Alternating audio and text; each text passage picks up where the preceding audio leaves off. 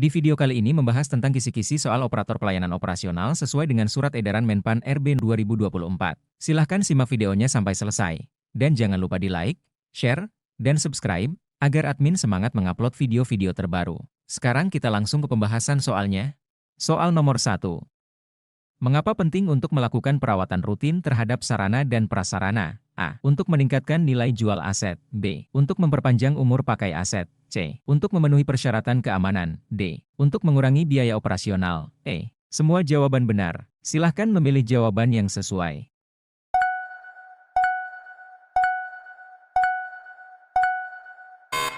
Jawabannya adalah E. Semua jawaban benar. Jawaban E. Karena perawatan rutin sangat penting karena dapat memperpanjang umur pakai aset. Dengan perawatan yang baik, aset akan lebih awet dan tidak cepat rusak, meningkatkan nilai jual aset.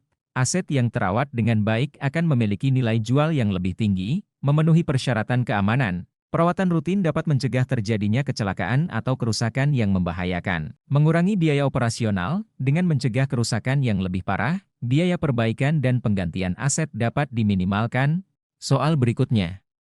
Manakah dari berikut ini yang tidak termasuk dalam manfaat dari penggunaan software manajemen aset? A. Memudahkan proses pencatatan dan pelaporan. B. Meningkatkan akurasi data aset. C. Mengurangi biaya operasional. D. Membutuhkan sumber daya manusia yang lebih banyak. E. Meningkatkan efisiensi pengelolaan aset. Silahkan memilih jawaban yang sesuai.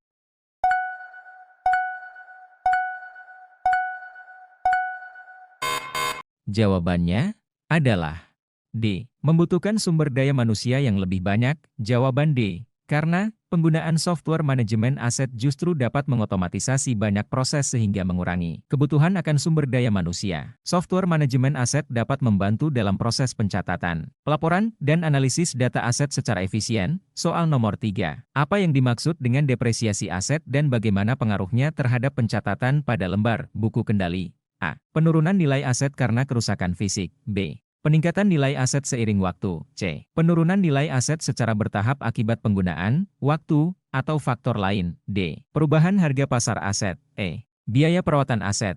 Silahkan memilih jawaban yang sesuai.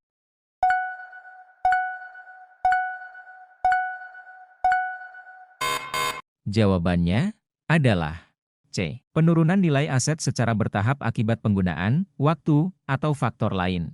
Jawaban C. Karena depresiasi adalah penurunan nilai suatu aset secara bertahap akibat penggunaan, waktu, atau faktor lain seperti keausan dan obsolesensi. Pengaruh depresiasi terhadap pencatatan pada lembar buku kendali adalah nilai buku aset akan berkurang setiap tahunnya sesuai dengan metode depresiasi yang dipilih, misalnya, garis lurus, saldo menurun. Hal ini mencerminkan penurunan nilai aset secara realistis dan digunakan untuk menghitung beban depresiasi dalam laporan laba rugi serta menentukan nilai buku aset dalam neraca. Soal berikutnya. Apa tujuan dari melakukan penghapusan aset? A. Meningkatkan nilai aset perusahaan. B. Memudahkan proses inventarisasi. C. Mengurangi beban pajak perusahaan. D. Menghapus aset yang sudah tidak dapat digunakan lagi atau nilai ekonomisnya sudah sangat rendah. E. Meningkatkan efisiensi produksi. Silahkan memilih jawaban yang sesuai.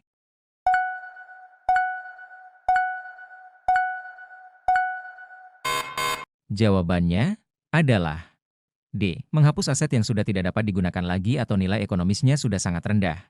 Jawaban D. Karena penghapusan aset dilakukan ketika suatu aset sudah tidak dapat digunakan lagi atau nilai ekonomisnya sudah sangat rendah sehingga tidak memberikan manfaat lagi bagi perusahaan. Tujuan utama penghapusan aset adalah untuk menghapus aset tersebut dari catatan akuntansi dan neraca perusahaan, sehingga tidak perlu lagi dibebankan biaya depresiasi atau perawatan. Soal berikutnya. Apa yang harus dilakukan jika terdapat aset yang hilang atau dicuri? A. Abaikan saja karena merupakan risiko bisnis. B. Tunggu sampai ditemukan sendiri. C. Laporkan kepada atasan dan tunggu instruksi selanjutnya. D. Laporkan kejadian tersebut kepada pihak yang berwajib dan perbarui data pada lembar buku kendali. E. Hanya perbarui data pada lembar buku kendali. Silahkan memilih jawaban yang sesuai.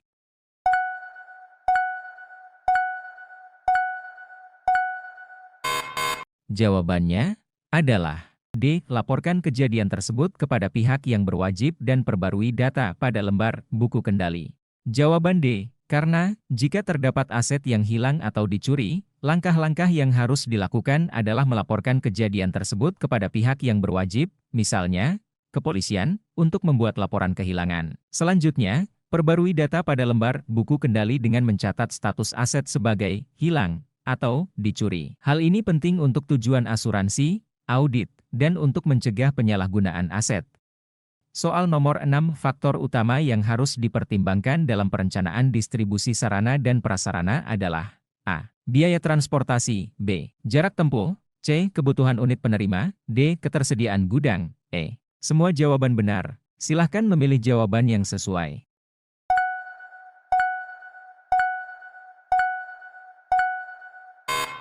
Jawabannya adalah E. Semua jawaban benar. Jawaban E, karena perencanaan distribusi yang efektif harus mempertimbangkan semua faktor yang disebutkan, karena masing-masing memiliki peran penting dalam memastikan sarana dan prasarana sampai ke unit penerima tepat waktu dan dalam kondisi baik. Biaya transportasi akan mempengaruhi anggaran, jarak tempuh akan menentukan waktu pengiriman, kebutuhan unit penerima akan menentukan jenis dan jumlah barang yang akan dikirim, dan ketersediaan gudang akan memastikan penyimpanan yang aman. Soal berikutnya. Dokumen penting yang harus disertakan dalam pengiriman sarana dan prasarana ke unit terkait adalah A. Surat izin mengemudi, B. Kartu identitas diri, C. Surat jalan, D. Nota pembelian, E. Kontrak kerja. Silahkan memilih jawaban yang sesuai.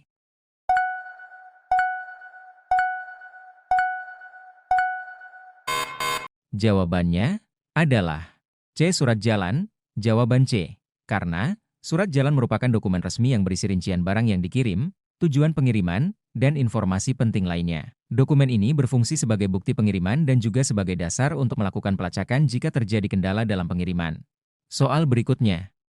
Tujuan utama dari pencatatan distribusi sarana dan prasarana adalah A. Memenuhi persyaratan administrasi, B. Mengontrol persediaan barang, C. Mengetahui biaya pengiriman, D. Memudahkan pelaporan, E. Semua jawaban benar.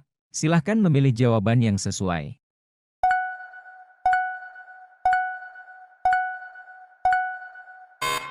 Jawabannya adalah E. Semua jawaban benar. Jawaban E. Karena pencatatan distribusi memiliki beberapa tujuan penting, yaitu memenuhi persyaratan administrasi, mengontrol persediaan barang, mengetahui biaya pengiriman, dan memudahkan pelaporan. Soal berikutnya. Salah satu kendala yang sering dihadapi dalam proses distribusi sarana dan prasarana adalah kerusakan barang selama pengiriman. Untuk meminimalisir risiko kerusakan, tindakan preventif yang paling tepat adalah A. Memilih moda transportasi yang paling murah, B. Mengemas barang dengan sembarangan, C. Menggunakan bahan pengemas yang berkualitas, D. Mengirim barang dalam jumlah yang banyak, E. Menunda pengiriman jika cuaca buruk. Silahkan memilih jawaban yang sesuai.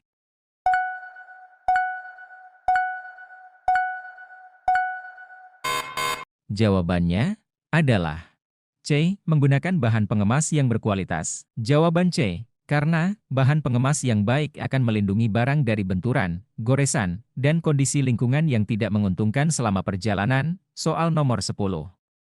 Untuk memastikan barang yang didistribusikan sampai ke tujuan dengan tepat waktu, langkah yang perlu dilakukan adalah A. Melakukan pengecekan barang secara acak, B. Meminta tanda terima dari penerima barang, C. Menggunakan sistem pelacakan pengiriman, D. Menyimpan semua dokumen pengiriman, E. Semua jawaban benar. Silahkan memilih jawaban yang sesuai.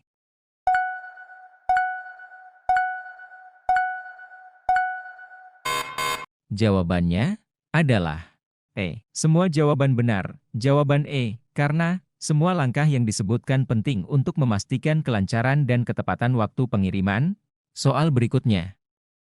Salah satu faktor yang dapat mempengaruhi biaya distribusi adalah A. Kualitas barang yang didistribusikan, B. Jarak tempuh pengiriman, C. Jumlah pegawai di gudang, D. Jenis kemasan yang digunakan, E. Semua jawaban benar. Silahkan memilih jawaban yang sesuai.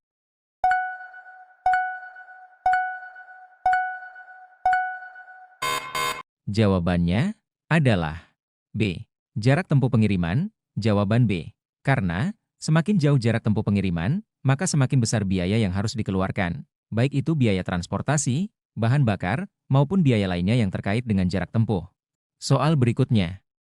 Untuk meningkatkan efisiensi proses distribusi, langkah yang dapat dilakukan adalah A. Meningkatkan jumlah kendaraan pengiriman, B. Mengurangi frekuensi pengiriman, C. Mengoptimalkan rute pengiriman. D. Menambah jumlah gudang penyimpanan. E. Semua jawaban benar. Silahkan memilih jawaban yang sesuai.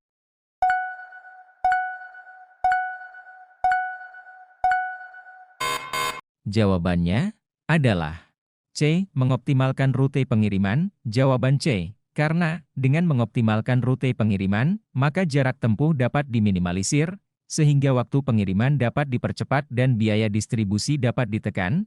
Soal berikutnya. Salah satu tujuan dari sistem pelacakan pengiriman adalah A. Mengetahui biaya pengiriman. B. Memudahkan proses pengemasan barang. C. Memantau posisi barang selama pengiriman. D. Mengurangi jumlah pegawai gudang. E. Meningkatkan kualitas barang. Silahkan memilih jawaban yang sesuai.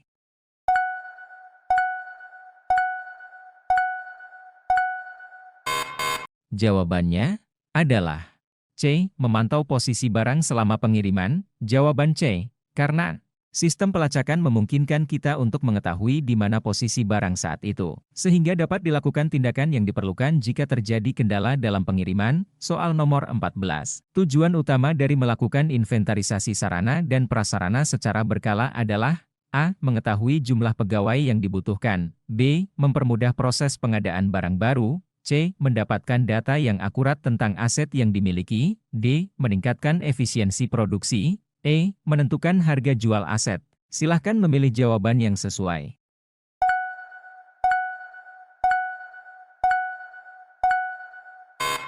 Jawabannya adalah C. Mendapatkan data yang akurat tentang aset yang dimiliki. Jawaban C. Karena inventarisasi secara berkala bertujuan untuk mendapatkan data yang up-to-date mengenai kondisi, jumlah, dan lokasi aset yang dimiliki. Data ini sangat penting untuk berbagai keperluan, seperti perencanaan anggaran, pengambilan keputusan investasi, dan pelaporan. Soal berikutnya.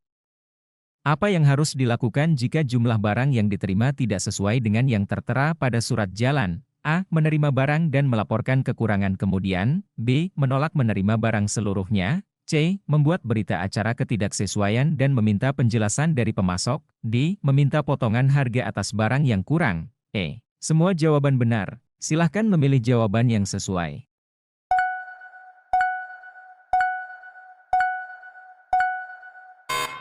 Jawabannya adalah C. Membuat berita acara ketidaksesuaian dan meminta penjelasan dari pemasok. Jawaban C. Karena membuat berita acara ketidaksesuaian merupakan langkah yang tepat untuk mendokumentasikan masalah dan meminta penjelasan dari pemasok.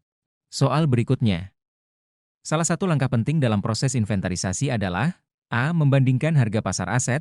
B. Melakukan perbaikan aset yang rusak. C. Membuat laporan keuangan. D. Melabeling setiap aset dengan kode unik. E. Menjual aset yang sudah tidak terpakai. Silahkan memilih jawaban yang sesuai.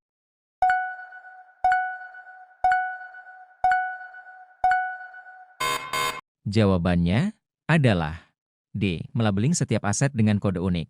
Jawaban D. Karena melabeling setiap aset dengan kode unik akan memudahkan dalam proses identifikasi, pencatatan, dan pelacakan aset. Kode unik ini akan tercatat dalam sistem inventarisasi dan dapat digunakan untuk mencari informasi mengenai aset tersebut. Soal berikutnya. Apa yang dimaksud dengan depresiasi dalam konteks inventarisasi sarana dan prasarana? A. Penurunan nilai suatu aset akibat penggunaan. B. Kenaikan nilai suatu aset akibat inflasi. C. Biaya perawatan aset. D. Pajak atas aset. E. Nilai sisa suatu aset.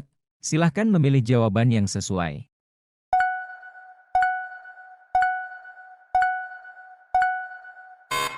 Jawabannya adalah A. Penurunan nilai suatu aset akibat penggunaan. Jawaban A.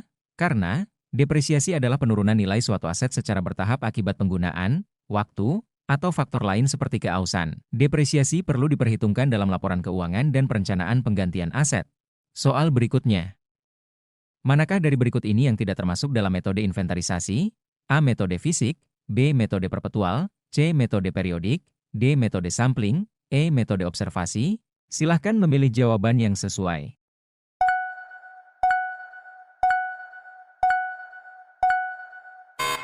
Jawabannya adalah E. Metode observasi. Jawaban E. Karena metode observasi lebih sering digunakan dalam penelitian kualitatif, bukan untuk inventarisasi aset. Metode fisik, perpetual, periodik, dan sampling adalah metode yang umum digunakan dalam inventarisasi. Soal berikutnya. Salah satu manfaat dari menggunakan sistem inventarisasi berbasis komputer adalah A. Mengurangi kebutuhan penyimpanan dokumen fisik. B. Mempercepat proses pencatatan dan pelaporan. C. Meningkatkan akurasi data. D. Memudahkan pencarian informasi. E. Semua jawaban benar. Silahkan memilih jawaban yang sesuai.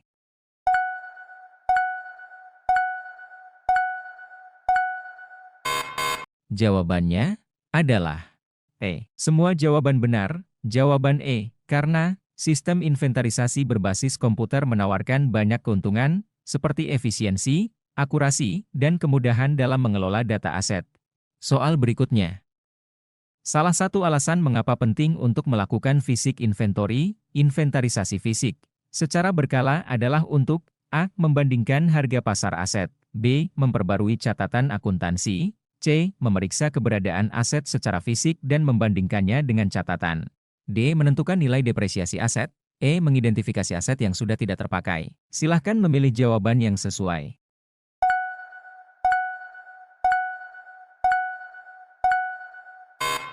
Jawabannya adalah C. Memeriksa keberadaan aset secara fisik dan membandingkannya dengan catatan. Jawaban C. Karena fisik inventory dilakukan untuk memastikan bahwa aset yang tercatat dalam sistem inventaris benar-benar ada secara fisik dan dalam kondisi yang sesuai dengan catatan. Hal ini penting untuk mencegah terjadinya penyimpangan data dan kehilangan aset.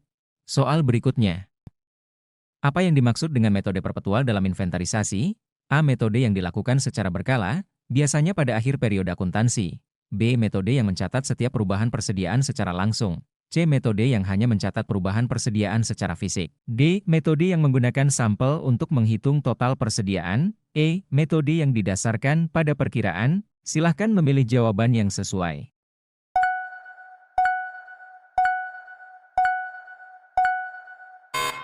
Jawabannya adalah B. Metode yang mencatat setiap perubahan persediaan secara langsung. Jawaban B. Karena metode perpetual adalah metode pencatatan persediaan yang dilakukan secara terus-menerus setiap kali terjadi perubahan, baik itu penerimaan barang baru maupun pengeluaran barang. Soal berikutnya.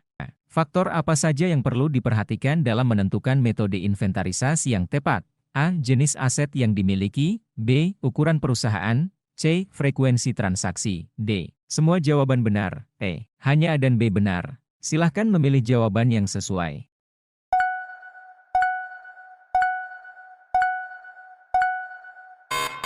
Jawabannya adalah D. Semua jawaban benar. Jawaban D. Karena pemilihan metode inventarisasi harus disesuaikan dengan berbagai faktor, seperti jenis aset, ukuran perusahaan, dan frekuensi transaksi. Tidak ada satu metode yang cocok untuk semua situasi. Soal berikutnya.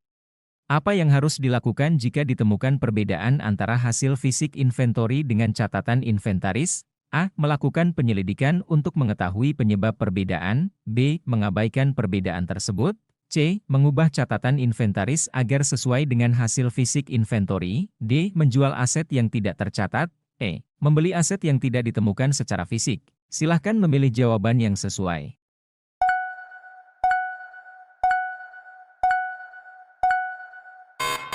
Jawabannya adalah A. Melakukan penyelidikan untuk mengetahui penyebab perbedaan. Jawaban A.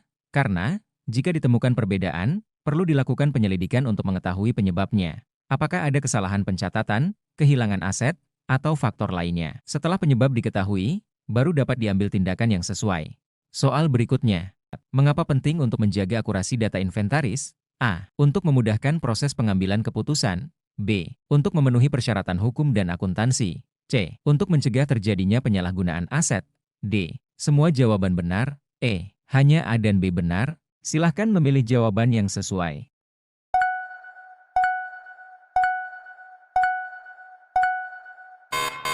Jawabannya adalah D. Semua jawaban benar. Jawaban D.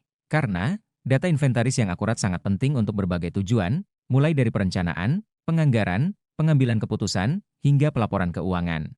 Soal berikutnya. Tujuan utama melakukan pengecekan fisik terhadap barang yang diterima adalah untuk A. Memastikan barang telah dibayar lunas. B. Memeriksa kualitas kemasan barang. C. Membandingkan dengan daftar barang yang dipesan. D. Mengetahui asal-usul barang. E. Semua jawaban benar. Silahkan memilih jawaban yang sesuai.